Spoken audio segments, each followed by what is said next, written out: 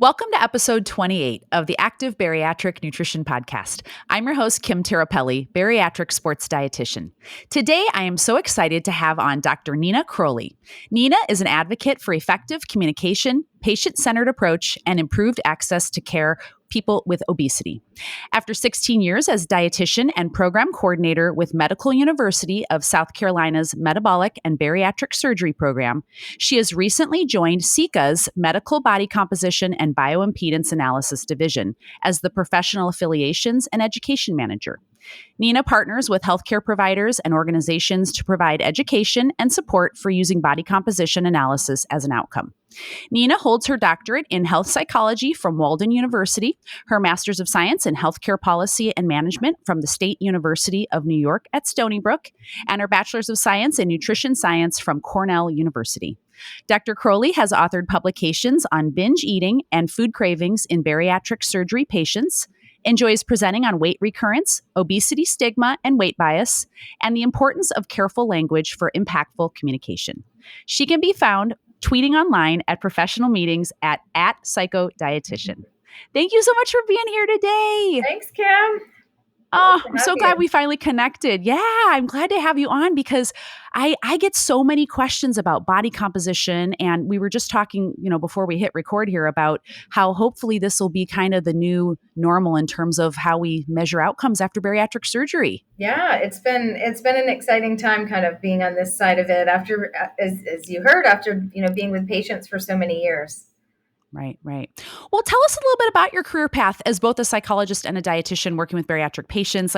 I think that's so cool, by the way, because as a dietitian, I remember seeing you at a conference and I was like, a psychologist and a dietitian. How cool. Can you tell us a little about your path on that? Yeah, it's a fun pathway. And I think I'm really, happy with how things have landed for me. So I started out knowing I wanted to be in nutrition. When I was at Cornell, I knew that was going to be my pathway and went to become a registered dietitian. I started at a WIC program on Long Island where I did my master's, and then really knew that I wanted to do more counseling and wanted to, afford to live in a house. So I moved down south. So I moved to Charleston. Long Island was not super affordable. Now Charleston's kind of getting that way. But moved to Charleston and started working in a hospital just as that, first time dietitian, inpatient floor dietitian. And I always laugh because the thing that I like to do the most, which was that job no one else wanted to do, was work at the Institute of Psychiatry with patients who were there kind of longer term. And they were, there was a group class that I got to do every week. And everyone thought I was crazy, but I would bring my Fiber One samples and talk to people about real life stuff.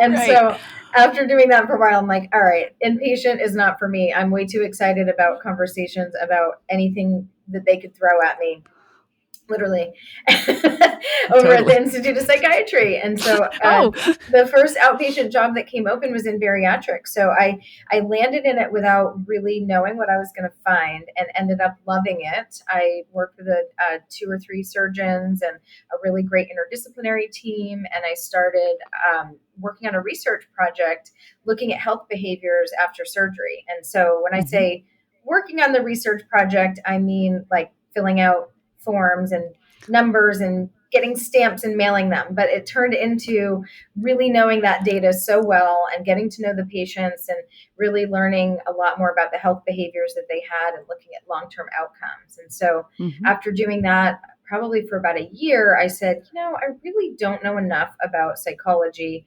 I like this research stuff. And I said, let me go back to school and be a better dietitian. So while that was not maybe the best return on investment, I think I did become a better dietitian through learning behavior change and how to really help people, act on the things that they had good intentions for. I would hear that all the time. Like, I really know what I'm supposed to do, so I don't need someone telling me what to eat, but I really need help making that happen. And so that's when I started my program. I didn't want to give up the counseling or the in-person stuff. So I did a health psychology program through Walden. It was online.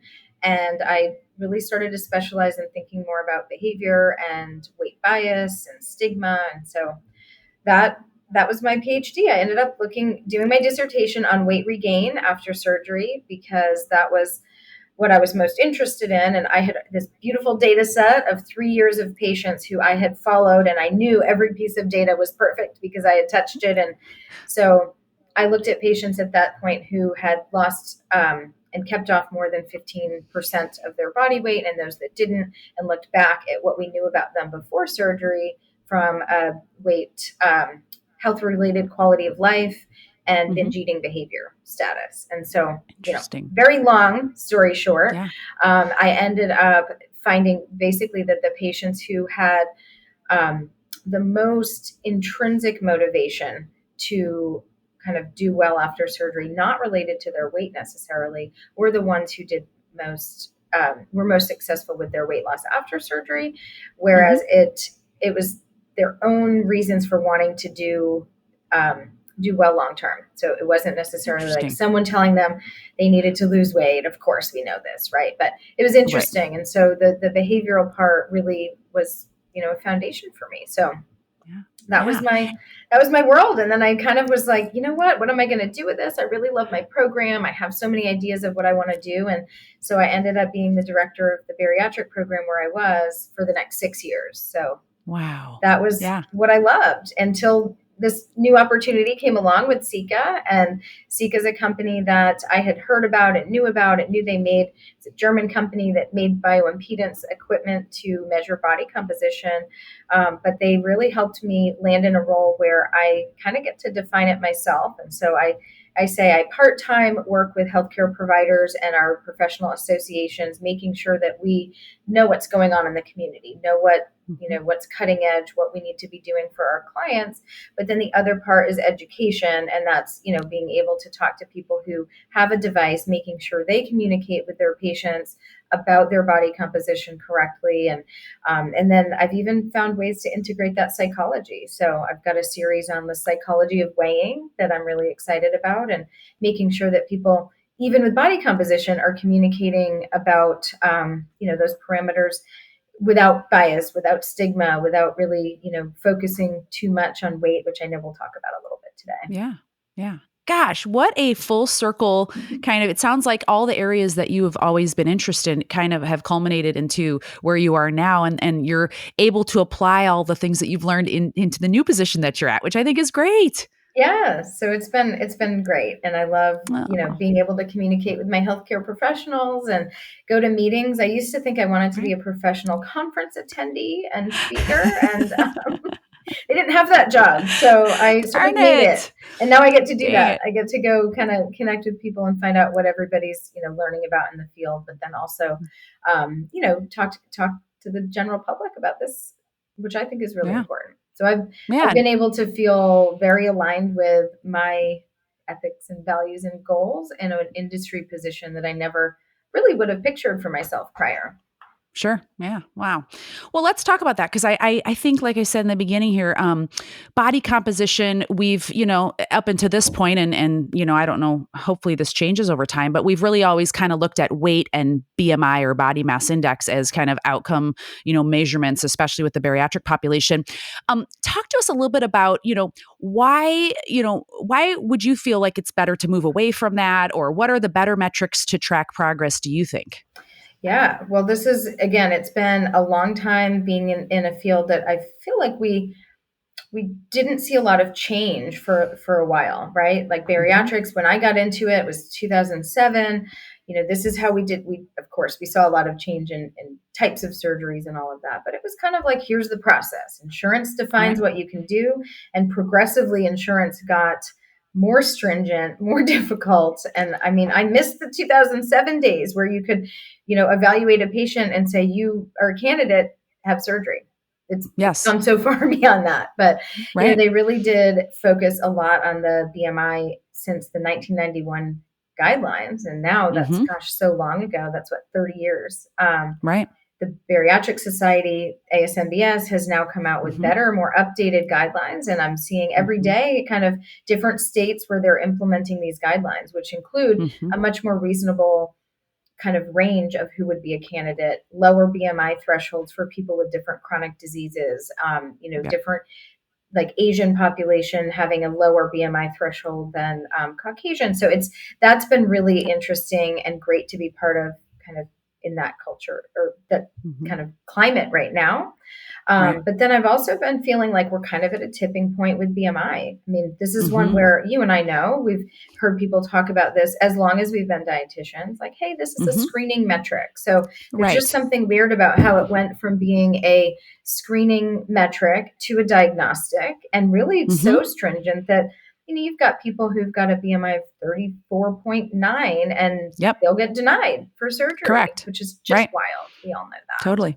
So I think this has been like a really exciting time to see people start to move beyond the conversation of, okay, this is just what we're going to do because it's cheap and easy. That's what it Right. was for so long. And Right. so within the community, I'm seeing a lot more push towards how are we defining and just the language too, right?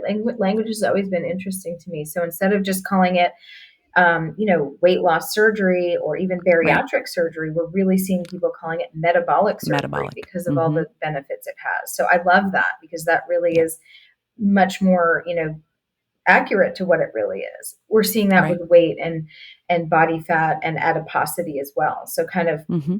just because someone's weight is high, that does not mean they have higher risk for disease necessarily. There's other Right. factors to consider. So BMI being simply height over or weight over height squared just Mm-hmm. tells you sort of, relationship with the pull of gravity on the earth, right? Right. Right. And, No, and absolutely. taking height out of it. So Mm-hmm. there, it doesn't account for the muscle mass that you have. And I think that's probably what's so interesting to your listeners is that Right. these are people who are working towards increasing their fitness. They're working towards increasing their muscle mass. And yet we still have metrics like BMI that would, they'd work so hard and then still be having that diagnostic on there of having, morbid obesity, which is just Totally. the worst of all the words No. to use. Yeah. Yeah. So especially in athletes, I think the muscle mass component is huge. And then it also doesn't account for the types of body fat. So Mm-hmm. there's definitely a lot more, some of this is even over my head from a biochemical perspective of the different types of body fat and where they're located and which ones are better or worse. You've got Right. white fat and brown fat and Right. visceral adipose tissue, which is the one that we're really, around the organs, that abdominal adiposity, we call it. That's Right. what we're looking at as being the most unhealthy because that's related to the, heart and metabolic conditions. So Right. how do you define that? How do you find that? How do you measure that? And so, we'll talk more about how to measure that, I'm sure, but Right. but that type of fat and where it's located is very important. And then all the differences between genders, between race, ethnicity, between Mm-hmm. different health status and age, and all of Mm-hmm. that makes BMI just so difficult to really give you anything other than that really high level screening, Right. for what it was intended for. So we Yeah. know that our healthcare providers are so much more comprehensive in their care plans. And so I just think it's always been a strange dichotomy to me that we do all this really intensive care, but it's based on something so basic and limited as a screening mechanism. Yeah. I couldn't agree with you more. And I know I've had lots of, bariatric clients that will go and see their doctor maybe 2 years post-op, but they've gained significant muscle mass. And when they get on the scale there, which is just that quick, just jump on the scale real quick and they have their height. And then they're told, oh no, you still have more weight to lose. And I'm going, oh my goodness, like, Right. no, like there's, they've gained significant muscle mass. And of course, yeah, the number on the scale might be, increased, but that doesn't reflect what their composition is. Right. It's just, it just kind of is like it's one dimensional, it's not giving us the full picture like you're Right. saying. And that's what I really am so glad that you're here today, because I want to get into that so that we can, help people understand, how to utilize body composition possibly as, a better way of measuring their progress and their outcome ultimately. And that kind of drives me to that question, which is, can you tell us a little bit more about like body composition basics? So like, what Sure. is body composition? Kind of give us the terms so that folks know the basics. Yeah. So I think the most simple is that, body composition is assessing sort of the proportions or the components of your body. So that would be including, fat, muscle, bone, and water. There's a couple ways to conceptualize it. I think the most simple is when you think of the two compartments as fat mass and everything else. They call it fat-free mass. So those are a 2-component model. But of that, everything else, you've got, bone, you've got water, you've got, minerals and all of that. So you can look at a third component where you add in the bone mineral density. So many people have heard of DEXA and looking at bone density, and then dividing that even further to look at the fourth component, which would be that fluid or that water, which is in, there's water in muscle, there's a little bit in fat, there's different amounts of that in the different body components. So when you look at those 4 components of the body, you're able to assess those through various metrics, and I'll talk about those a little bit, and then determine how much is made up of each. And I think that's really important as far as, bariatric patients are concerned, is that we have for so long, again, just talked about it as weight loss surgery. And so, how can we move beyond that until we change that language, but until we change the assessment, measures for that. So, the ways to do that, I mean, for me, the biggest thing is we should all be doing this in whatever, in a way, whatever way you have available to you. So I know that when we were in school and learned about measuring and assessing body composition, we learned all the ways, and then you kind of land in a clinic or in a job and you sort of just do what they have there.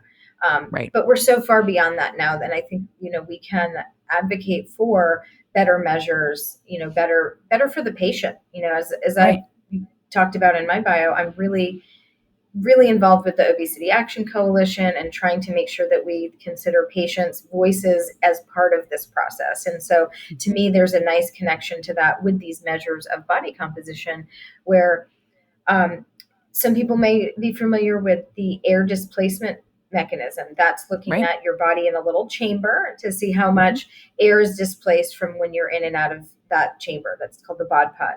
That's one way you can measure body composition. But when you look at how you have to prepare for that, you have to get into like a skin tight bathing suit and kind of get into a tiny little space. So that would not be for me. I know for many of my bariatric patients, that would not be something they want to do, and have someone calibrate it and all of that. So, that's an accurate way to measure body composition, but it might not be so feasible. It's a high cost device. So there's a lot of, when you talk about how you measure these components of the body, you've got to be really thinking about, whether it be the cost, the feasibility, the patient acceptability of it. And so even things like DEXA, that's not something that people can have necessarily in their office. Maybe they can refer them out to do that. MRI is actually the gold standard way to measure skeletal muscle mass and visceral adipose tissue. But whole body MRI with 250, slices is not something, any real clinician is going to do feasibly for the masses of their patients. And this is something we want all of our patients to have access to. So what's cool about, and there's other, there's height underwater weighing, that's a fun one. I don't even know what that looks like outside of a research facility. Oh my gosh. I've done that actually. And it is, you're going under, you're going underwater. It's not just a realistic way for the masses, to do it. Like it's in a small, we had it here at our Division I university. That's how we measured our athletes. But then we moved over to the bod pod. But it's just not a realistic way for a significant number of people to, have it done, or even skin fold calipers. That's one that a lot of people remember. We probably learned that when we were in school. And so that measures, the outside, the subcutaneous fat, right? So we didn't talk about that, but that's the fat that's, more on the outside. It's not necessarily around your organs. And so that's a way that I don't think that's very patient-centered or patient-friendly. I know I don't want anyone pinching my, adipose tissue with a skin fold caliper, but it also doesn't measure the part that's the most harmful, which would be the stuff around the organs. And so, there's, again, pros and cons to all of these. And so for me, the bioimpedance, that's what my company does, is makes bioimpedance analysis devices. And that is where you send a low voltage electric current through the body. So you take off your shoes and socks, you stand on a device, you hold a handrail, and you're standing on electrodes. And so that's sending this low voltage electric current through the body.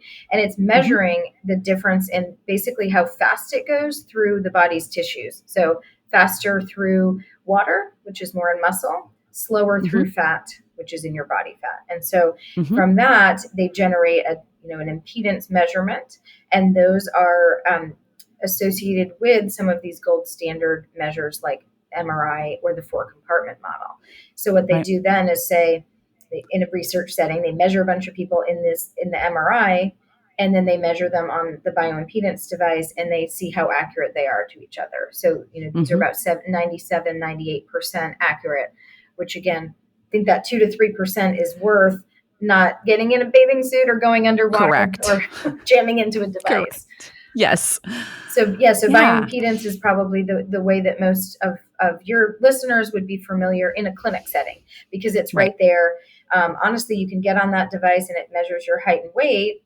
Ours measures height as well. You get on there and, that would be instead of just standing on a regular scale. So it's there, it's feasible, and it's accurate. And so that will tell you the prediction equations that they then, use will give you kind of output measurements for your all sorts of different things. Ours is 19 different things, muscle mass, body fat, visceral adipose tissue, and other things that are related to water, total body water, extracellular water, phase angle, which is a different parameter to measure cellular health. So some different parameters there. And then the provider takes those data and explains them to the patient and kind of gives them trending, being able to measure that over time and see how these change as they're in an intervention. So there's lots of different options out there. And really in my world, I think we're working towards getting an assessment mechanism for most of our people, whether or not it's the exact same. We're not at that level. Right now there's not like a published standard of care. This is what you have to do. Again, I hope we get there. And I think we do offer some, fairly reasonable priced ways to do that in the clinic. So I'd be interested to hear, maybe from your listeners too, of what they're familiar with. And I know for me, moving into this field, I've had, some of my friends on Instagram being like, I've been a bariatric patient and I've never had this done. So there's also, I've never even been offered this. So what are you talking about? Yeah. Where do I get this? Where do I go? I know I've had folks that are just like, I can't even go and get, outside of the gym where they're doing someplace, they're just still doing, calipers, it's hard to find this outside of like just doing one of the home scales, where you stand on it and it kind of gives you an estimate, which I'm sure has a lot of error in it, the home scales is a big demand. So we talk about that a lot because it's sort of one of these, do you develop that, something that you can do at home? I mean, really in my world, the precise German, way of doing it, we want to get it as accurate as possible. And so that means being able to have electrodes on your feet and your hands. So that's not something you can do from just the bottom scale.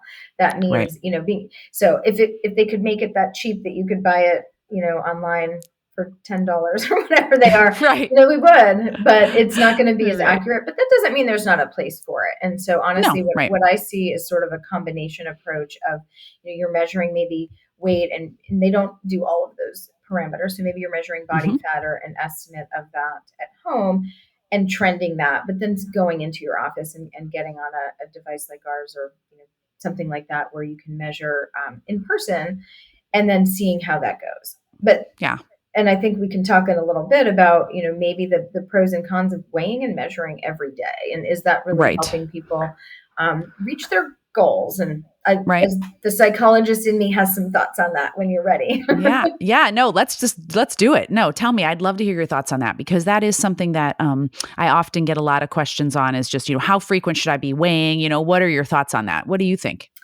Well, I mean, my approach is evidence-based, right? And I always come back to what is evidence-based. It's taking the best available evidence, which is research, and most often people focus just on that. But the real true evidence-based is including your patient's values and your provider experience. And so when I look at it like that, there is data that says daily weighing is associated with better weight outcomes. But I take the person's, opinions about that too, and kind of take that into play. Like, is getting on a scale something that's helping you reach your goals or helping you focus on your daily behaviors that help you reach your goals? There's that whole piece of this too, where it's like, we're focusing on a number, but that's not, you can't control the number on the scale. And so Right. you can control the things you do in a day. And so does looking at that type of a number help? From a weight perspective, I think there's a lot of reasons for a lot of patients that don't.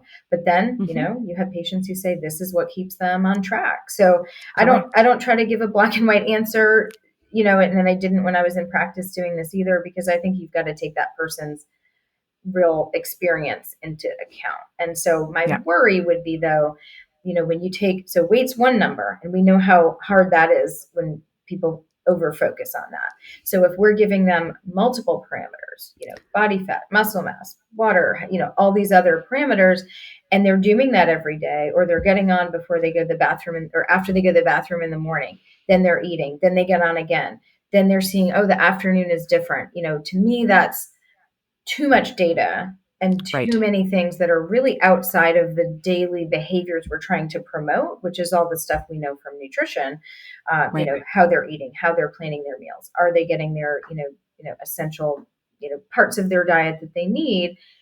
Right. I think that there can be an over focus on some of those other parameters. And that scares me if we were to make a really accurate at-home device without a provider in the room to help them navigate that. So if they could send us home, people have probably asked you that over the years, like, can you just come home with me? Yeah, right. What would our price for that be? Right. So if you sell a scale or a body comp device at home, then it comes with somebody who can help navigate what that means, then I think that's a good idea. But outside of that, I think I think that the protocols that we recommend is every 4 to 6 weeks that's what I was just going to ask you in an office setting. So really the goal there is that you're not looking at daily fluctuations. So even in weight, you're going to see, daily fluctuations in all the components. And we don't want to be, I don't envy the person who would have to defend that and say, well, I don't know, this is up a point and this is up a percent and all of that. Right. What I would want to see is, we know that you had surgery maybe 6 months ago.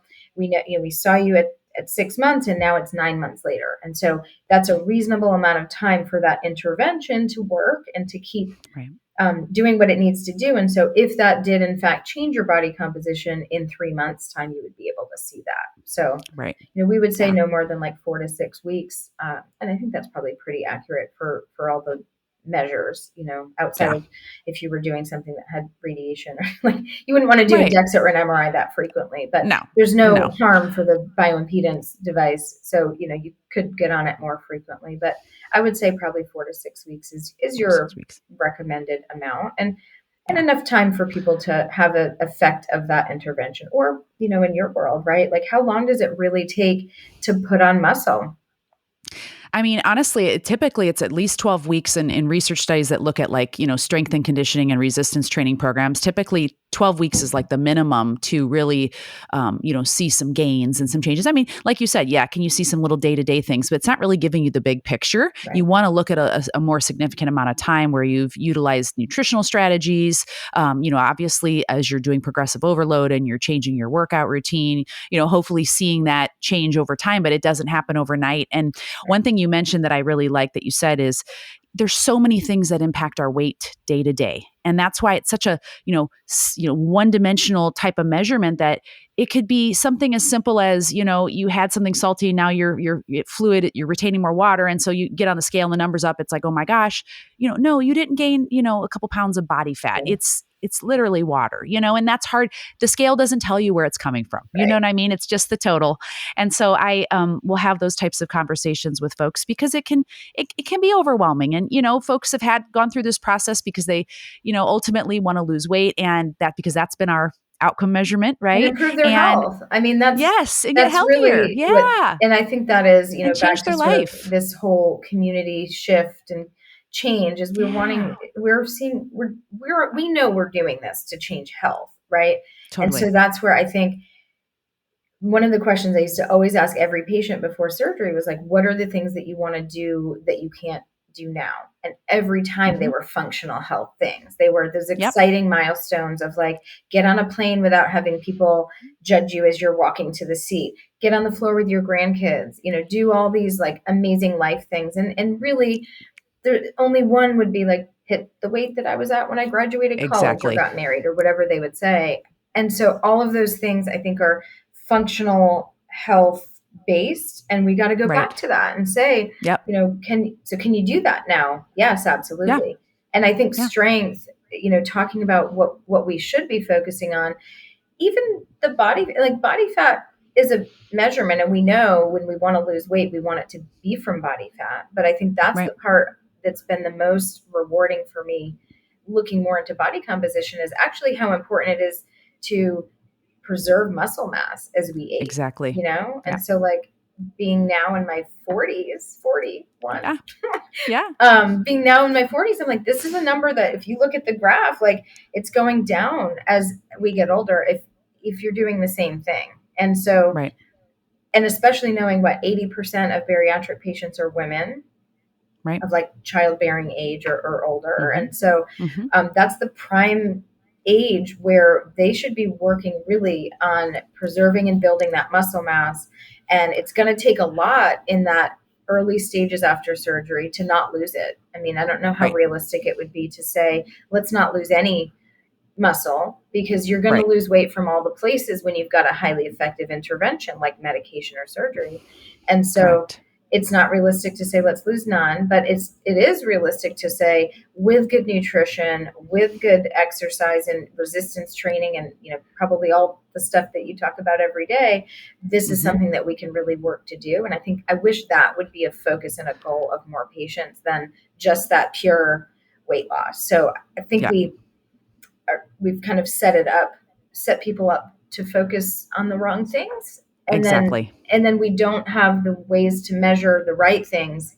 We just say, well, eat more protein and do some exercise. And so Right. that's not enough.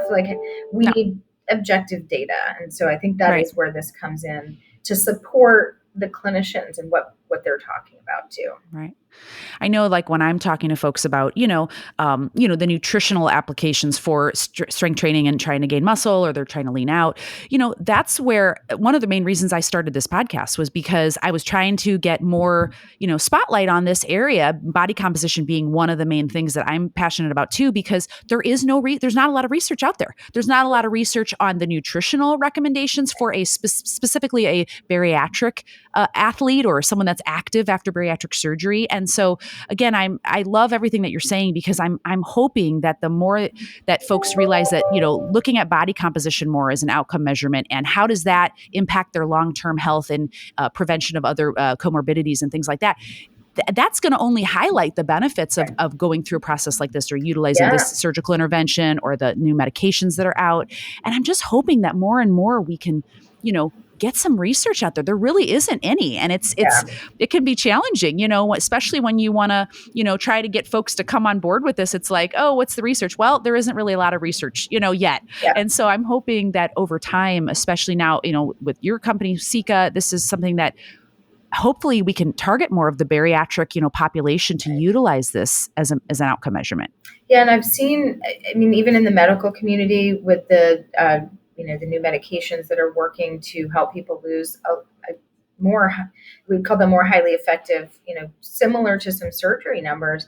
We're seeing some focus on, what if they're losing too much lean mass? And I said, right. I've been thinking, we've been talking about this in surgery for a long time because they've been able to lose a significant amount of body weight, but we should have always been highly focused on this. There is some research, different research studies out there that talk about how much of the lean mass component is lost and how much is okay and what should we get worried about. And so in general, I would say, if someone's losing 100 pounds, you would want them not to lose more than 20 to 30. With the numbers that I've seen, 20 to 30 of those 100 pounds to be lean mass, ideally zero, right? But somewhere less than 20 to 30 pounds. But it's hard to see that. And it's hard to know that from symptoms and from someone coming in and saying, I feel weak. I'm not able to, do some of these things from a fitness component, from a strength and functioning component. And so I think we owe the patients the ability. We have the technology, right? So we owe the patients, I think, that next step of saying, okay, we've been tracking this since before you even had surgery. How have you been able to do? And for the patients, I think it gives you another a metric to be focused on that isn't so weight dependent, and it isn't so Right. out of your control. And Yes. and that's, something you said earlier or asked me about, what are we focusing on with bariatrics? I mean, you've got your early days, your early weeks, and even that first year or two where you're in a very different state than when you are long term, right? Right. But if all you learned to focus on was weight loss and that number that you expect to go down and stay, I mean, people expect it to go down forever, right? Right. To zero. It's not that Yeah. kind of a graph. But No. if that's all you've been trained and that's all you've been asked about at your clinic visits and that's all that insurance cares about and all these other things, then, how are we going to expect something different when we talk about long-term weight maintenance and thinking about even weight as a goal? You get to a certain weight, and staying at the low weight is not that inspiring for you to really do what it takes to stay there. So I really like, for me, the coolest thing about what you do is sort of in fitness and in athletics, like you always have goals. Like it's not weight dependent. Athletes are always striving for an athletic, or, this is fitness me showing that I don't know this world. You always have a fitness goal that you're aiming for, right? And so that can always be something motivating. And some people are really needing short term. Some people really need those medium terms, or some need long term. And that's what I think we can do when we're looking at something like muscle mass or prevention of, chronic disease and even like resting metabolic rate. That's another component of that muscle is metabolically active tissue that helps keep your resting metabolic rate up. So I think about that, the Biggest Loser studies where they show, people who just, lost this weight, drove down their basal metabolic rate so low that those poor folks can't eat very much at all to stay at a normal weight. And that sucks, Totally sucks. Yeah. So how do we change that? And it's similar for our patients, right? Where, we've made their ability to get full on a small amount of food smaller. And so that should match what they're able to eat at the lowest weight they achieve and kind of stay there. But if they've lost such a significant amount of their muscle mass that they're unable to, even eat that small amount and stay at that low weight, like then that really puts them in a bad state. So absolutely. I think it can be considered a nice way to think about like a real lifelong, long-term goal setting kind of a thing where you're always working towards, however you can get up that basal metabolic rate, the higher, the better. And the way that we know how to do that, that's within someone's control, is through the nutrition and resistance training to increase their muscle mass. I think that makes a lot of sense to me. Yeah, definitely. And talk to us a little bit about, just because I know we mentioned it earlier, but like where can we get this type of body composition like measurement done? Especially if your clinic doesn't have it. What do you have any suggestions? Yeah. So I think, the cool thing is that programs listen to their patients. Hopefully programs listen. And so, there is that thought that they can be the ones to demand or to ask or to inquire about this if it's something that you don't have. So, bioimpedance devices, there's a couple companies out there, that do that. So you may see them in different settings. I think you mentioned the gym, that's a place where you have traditionally seen that. But our customers come from all over, from, even now primary care, especially now that we're seeing more of the primary care providers prescribing medication. I always kind of make this connection that, like, if you have a high powered intervention, you have high responsibility, right? So I'm connecting that with great power comes great responsibility. And so, if someone's being able to prescribe medication or surgery to someone, I think they should be able to measure its effect. So to me, that puts us in primary care. That puts you in, all sorts of healthcare settings, traditional, weight management programs, bariatric programs, because it has not been outlined as a requirement of, a program. People might say they don't have, the funds to get that. They're under $10,000. So it's, it is something that they can achieve that for their patients, and they can, you can charge patients per use. you can include it in a program. So there's ways to do it like that. And then there's, there are the gyms and fitness settings.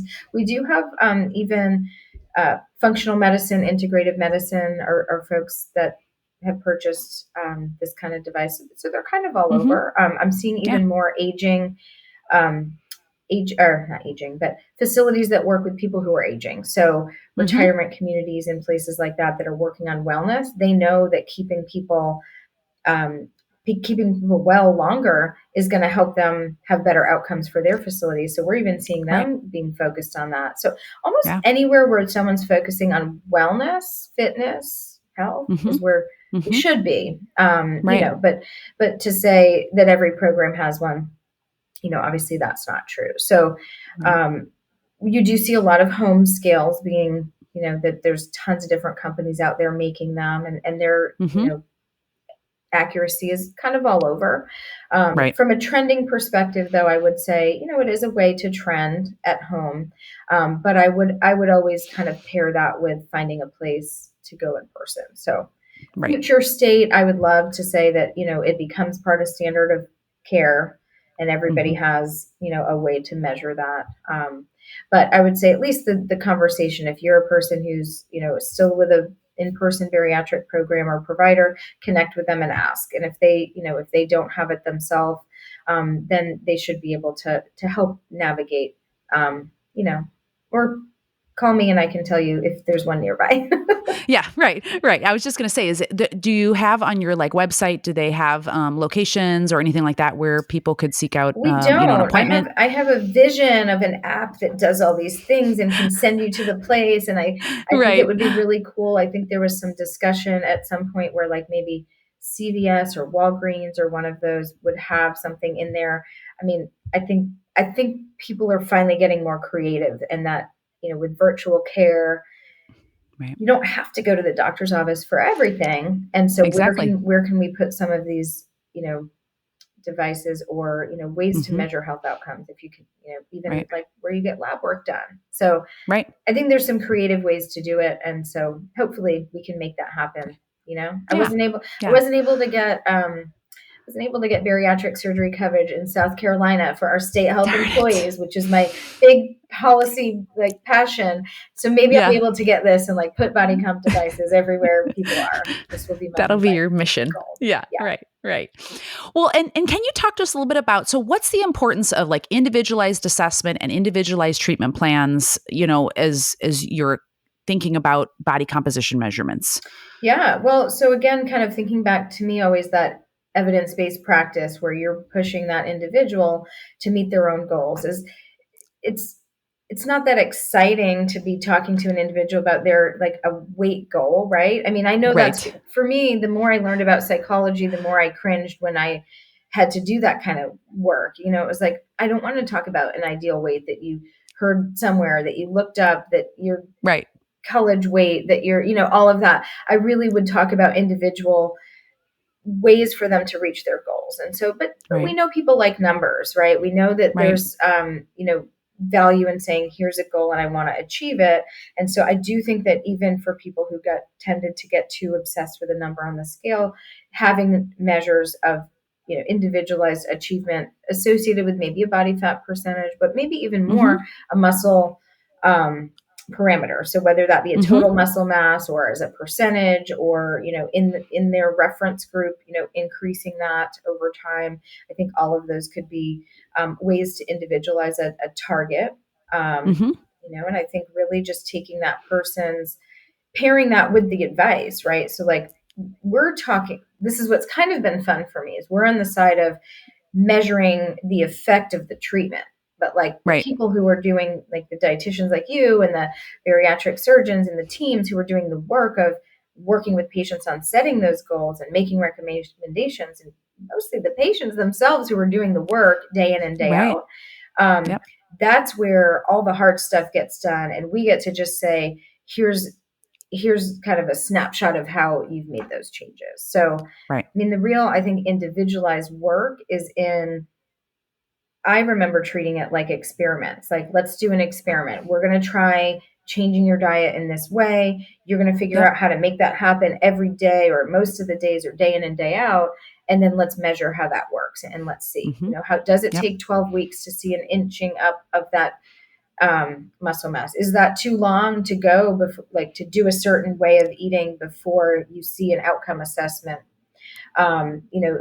Sometimes I think seeing something like that visceral adipose tissue. So we have people measure waist circumference that goes into the calculation for visceral adipose tissue. But, that's a way people can really connect to maybe that longer term health. If that's a way that they can be inspired is, hey, I'm seeing this number really come down. And I know that that's related to, my cardiac health. And that's a risk factor that I have. So that's a really cool number to see. That's exciting. That's an exciting for sure. number. Those types of numbers I think can be nice and trends too. So you can, trend all your, say every 6 weeks you did a measurement, you can really see where those are coming and where you're getting closer to some of these, normal ranges, right? Like getting, I don't know if I love, red, yellow, green, or, sometimes we do these, sometimes I get too deep into my language and, all of that, but when people get out of a range, right? And people would say that with BMI, like if I could get out of severe obesity category 1, 2, and 3, or, get from the obesity category to overweight or all of that, like those are some other kind of movements that I think are, that can be goals for the individual as well. Totally. And they're motivating and there's something that you can track and trend over time, like you said. And then I think even for your folks, like pairing it with the real stuff, the function, the fitness stuff, like, okay, as you see this muscle parameter going up, but that it's going up because look at all that you're able to do in the gym or out there running or, whatever they're doing, you can start to pair them together and say, hey, you're making all this progress. I mean, really that progress is how that person's defining progress, and we can help them, define that progress, but it might be functional. And now we're showing them a number that aligns with that versus what I think we had before of I remember how hard I would always say my sweet older female patients who worked so freaking hard to do what it was that they needed to do. And then they'd come and get on the scale and you'd be like, record screeching, but that's not, and I'm there saying, that's not what I wanted. That wasn't my goal for you. I look at all you can do. And they feel that, but then they see that number and it derails an hour and a half of your time. Totally. Or much more of their own time. So Right. Of course. Yeah. I think that's why this, in this discussion today, I wanted to have, because I really want to just, again, move folks more towards this, looking at this bigger picture of the body composition. We've talked about the different compartments and what's so great about, especially with the seca measurements, there's so many different, compartments that they're measuring and that you can trend over time. And it's not just this, like I said, one-dimensional type of measurement that is so arbitrary, can change day to day. I really truly hope that we move more towards this, because I feel like it allows you, like you said, there's different goals you can set from it. Instead of just you doing all this hard work, we get on the scale, you're up a pound, and then you think that that's a failure. That's not a failure. There's so much more that went into that. It's not just, it's body fat or something like that. It's just, there's so much more that goes into it. And I would imagine I hear this a lot. I used to hear this a lot with exercise.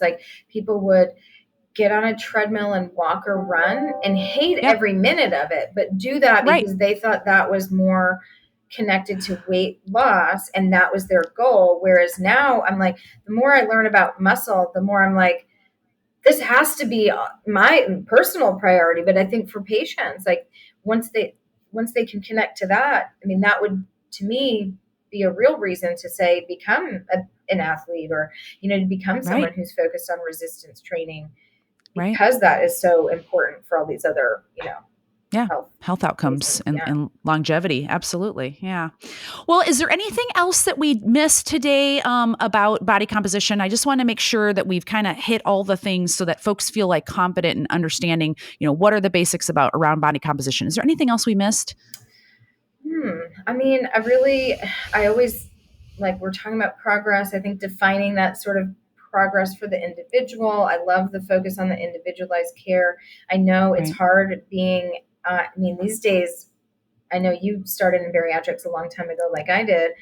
Yep. where we were considering, should we have a Facebook page or not? And now Yes. there's a million. I mean, I don't even know Right. if they do Facebook pages now. There's Instagram. There's everybody who's doing TikTok. I haven't gone that route yet, but everybody who's doing all of this communication out to folks about what they should be doing.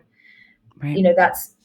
It's hard. There's a lot of social comparison stuff that's going on too. So Right. I think Right. the more you can focus on your own goals, your own progress, and that's so individualized, and really looking at your own progress in those compartments or those departments. I think that's really part of what I hope for every individual patient is there's lots of information out there. There's no shortage of people telling you what you should do. Right. Can we promote how important it is to have a dietitian, have a behavioral health person on your team, like really have a team of people to support you in your long-term journey, and measure, as we're saying, measure the things that matter to you, and really connect those with quality of life and longevity and all of those other things. So yeah. Absolutely. Yeah. Pro interdisciplinary team, and I am for it. Yes, I am super for that because and it's different. It doesn't necessarily look like the traditional plan that your program outlined, when you started, and that was 10 years ago.